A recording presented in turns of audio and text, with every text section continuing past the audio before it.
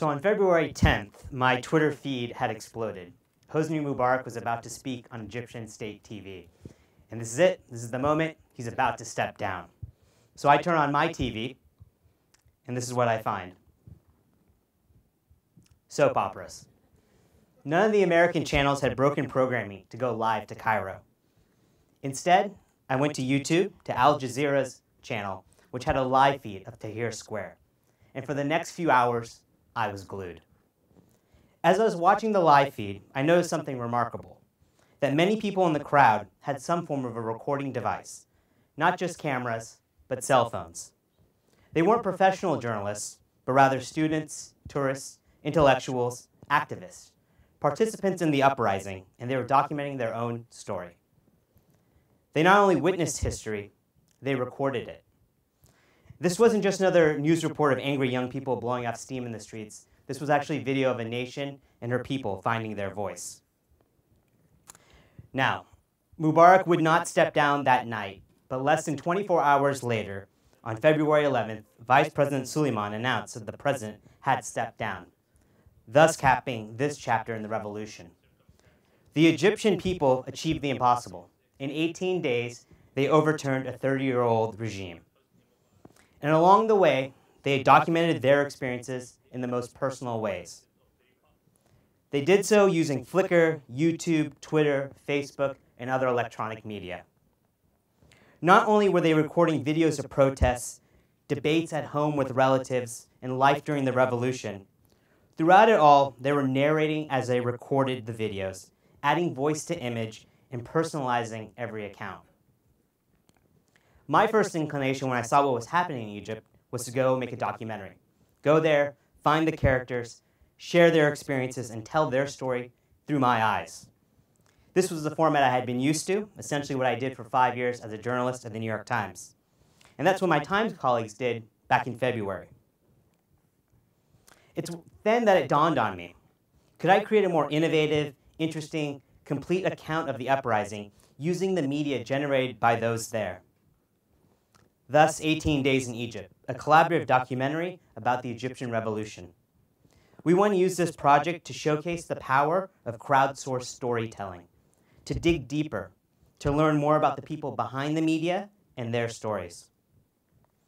I should say, early on I found the right co-partner for the project, Yasmin Yahout. She's an interaction designer and a software developer, and a proud Egyptian. I like to say, I'm the hack, she's the hacker. We're both passionate about telling accurate and engaging stories. Our aim is to create innovation in storytelling by enabling the source to be the storyteller and therefore create a more authentic story.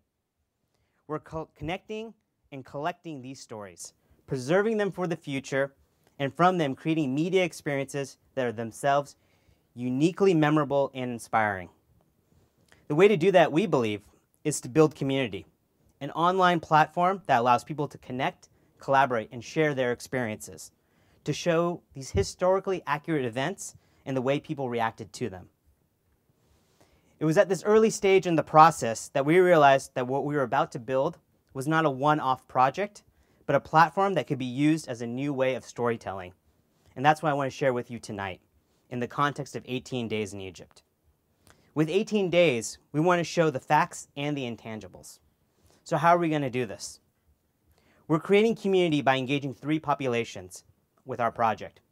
And I categorize them as contribute, collaborate, and experience. The first group we're looking to engage are those who actually created media during the 18 days. Now, there's some great aggregator sites out there that have scraped data from across the web and put it together in one place. For example, IamJan25.com, which looks for the hashtag Jan25 in photos and videos and puts them together. There's also the Hypercities project out of UCLA, which takes the tweets with similar hashtags and places them on a map and in time. These projects do a very good job of showing us the breadth of the content out there, but they don't give us the depth, the context. And I want to demonstrate this by showing a clip.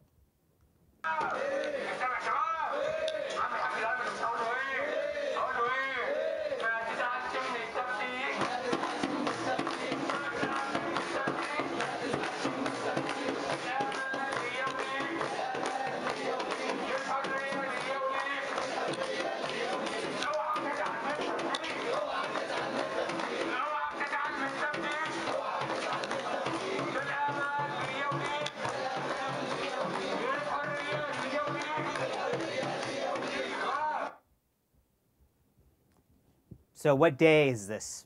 What's happening? Who are these people? Now, if you look at the YouTube page for the same clip, this is what the creator has to say.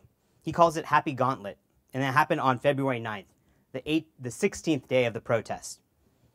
I call this Happy Gauntlet. As new protesters arrived in the square, they walked between two rows of cheerful protesters who sang and danced energetically to welcome newcomers. Even the nearby soldiers seemed to enjoy the show. So now let's watch the same clip again, but with context, and see how it shapes the experience.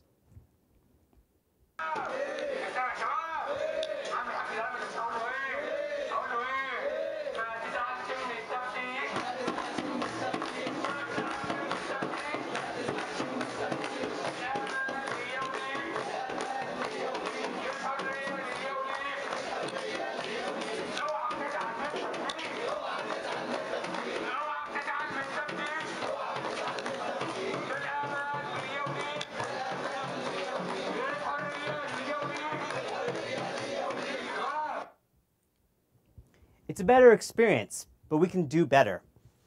We can actually find out what the translation of the song is. We could get a better location of where exactly in Cairo it's happening.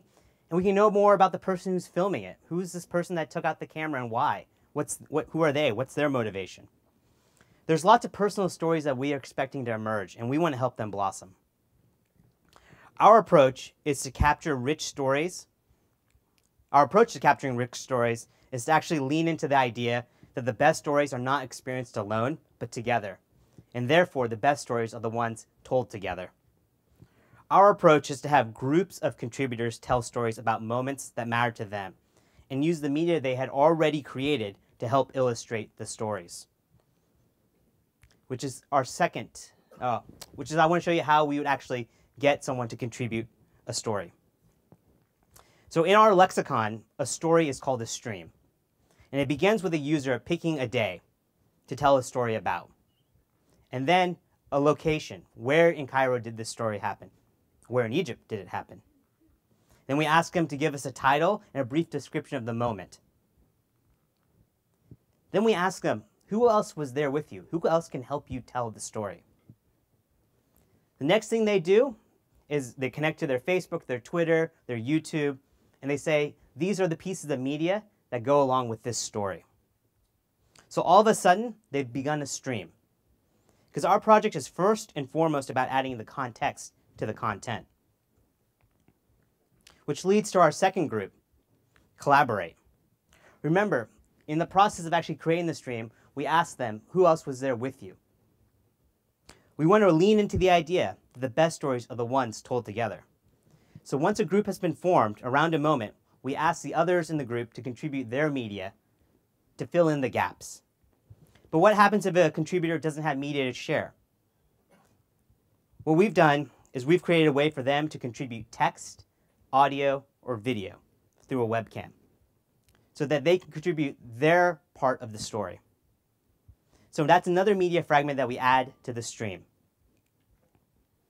A collection of media fragments and contexts that tell the story. And this is how a stream might look like on 18 days. All the various media fragments put together in one place. Not one, next, next, next, but in a stream that the information kind of flows over you.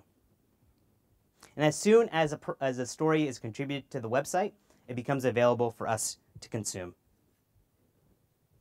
We're in private beta right now, and we're engaging with key players in the revolution to capture these stories.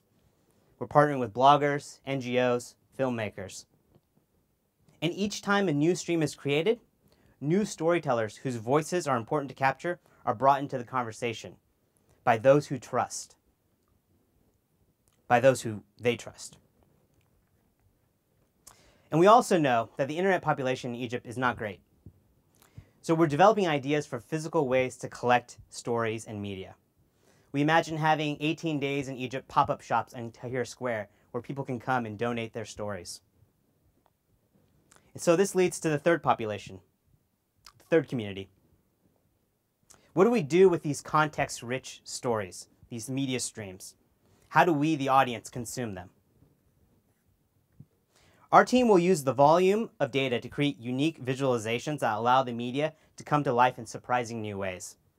A stream is simply a collection of media with context to tell the story of a moment. You can set a stream to play, and it automatically flows over you with the media from that time. Anytime you can actually dive in deeper and even go to the source material. And when you want to, you can pop back into the stream. We believe that through experiencing a stream, you can have an understanding of a larger story on a character level. If you want to hear about Mona's first day on Tahrir Square, you should hear it from her and her friends telling of the tale. So how do you find a stream? Since every stream will have a location associated with it, users will be able to view a representation of our database over a map of Egypt. While most of the imagery that was published online during the 18 days was coming out of Tahrir and a little bit out of Alexandria, using the map, users will be able to see that there are hubs of media activity. And we hope to highlight that this was not just a Tahrir Square event, that it was a nationwide wave. Another visualization will feature descriptive tags. During the collection phase, we have people assign emotions to their streams. This visualization is an abstract view that attempts to measure the emotional EKG of the 18 days based on how contributors tag their content. You would see bubbles grow as you go over time, and that would be an entry point into these streams. We're also going to focus on the people behind the 18 days. These would be our curated streams. Each stream would be a collection of the person's curated stories associated with that character. A story that can be a short snapshot in time, a description of a certain day or experience. And this is supposed to be a more intimate view of the 18 days through several different perspectives. As mentioned previously, the characters will be a diverse group of bloggers, activists, journalists, and ordinary citizens on both sides of the political spectrum that have stories to share. We also imagine that once we've collected all these streams, that we can actually create a location-based app, allowing us to experience what it was like on a certain day at a certain point. You can imagine being in Cairo, taking out your location device and saying, what happened on this spot on January 26th?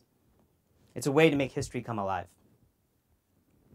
So, our team, that's based in Cairo and Silicon Valley, is launching an all-out effort to collect these stories in the media. There are thousands of media fragments that are still on cell phones, cameras, hard drives all around Egypt. But if we don't act soon, they'll vaporize, they'll be deleted. And thousands of unique stories will disappear. At the root, it's about creating the best tools for people to share their stories using the media that they generated to tell the story together. Our hope is that this project will continue the energy and enthusiasm that existed in Egypt during those 18 days by encouraging Egyptians to tell their stories. Thank you.